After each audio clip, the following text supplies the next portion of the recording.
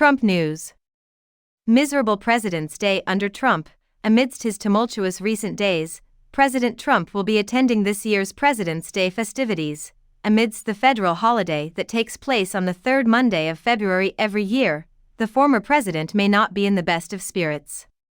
His reputation took a beating during his most recent run for president. Recent events have brought Trump into the spotlight, including a New York civil fraud lawsuit that ordered him to pay hundreds of millions of dollars, booze directed towards him as he attempted to sell sneakers at a Philadelphia convention, and a survey naming him the worst president in the United States. Below, Newsweek examines Trump's possible disinterest in Monday's President's Day celebration, according to a recent survey.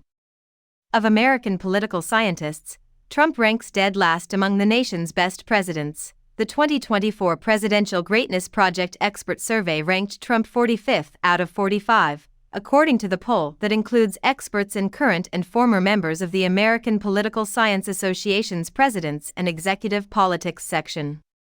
The survey averaged and graded the results after asking experts to rate each president on a scale from 0 to 100. Following James Buchanan, 16.71, in 44th position, and Andrew Johnson, 21.45, in 43rd place, Trump finished last with a score of 10.92 points. The United States of America's greatest president was Abraham Lincoln, 93.87, with Franklin Delano Roosevelt, 90.83, and George Washington, 90.32, in that order.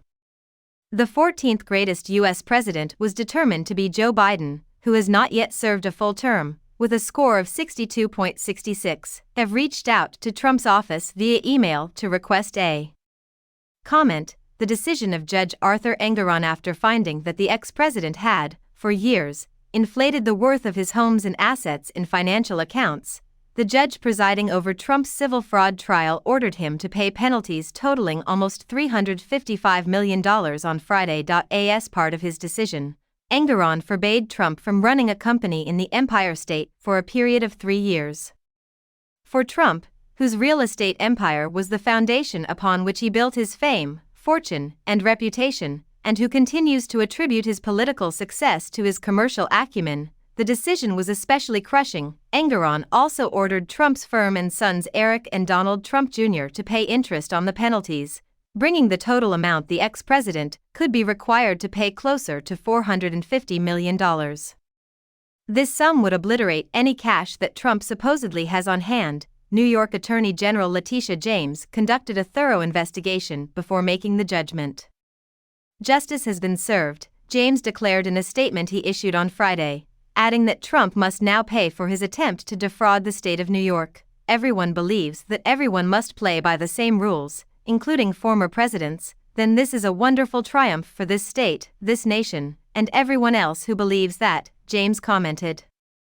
Trump committed enormous fraud for a long time to make himself, his family, and his organization look wealthier than they actually were.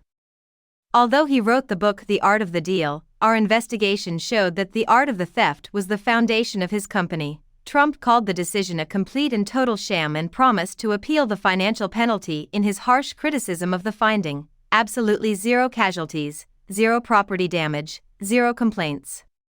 He claimed that the only people who were happy were the banks and insurance companies, who gained a ton of money but whose financial statements failed to account for Trump's most important asset, his brand. The opposing party's case consisted of an absurd $18 million assessment of the stunning Mar-a-Lago property, an unlawful gag order, the application of a consumer fraud statute never before seen in this context, the inability to hold a jury trial, and the unwillingness to refer this vile spectacle to the commercial division, where it most appropriately belonged.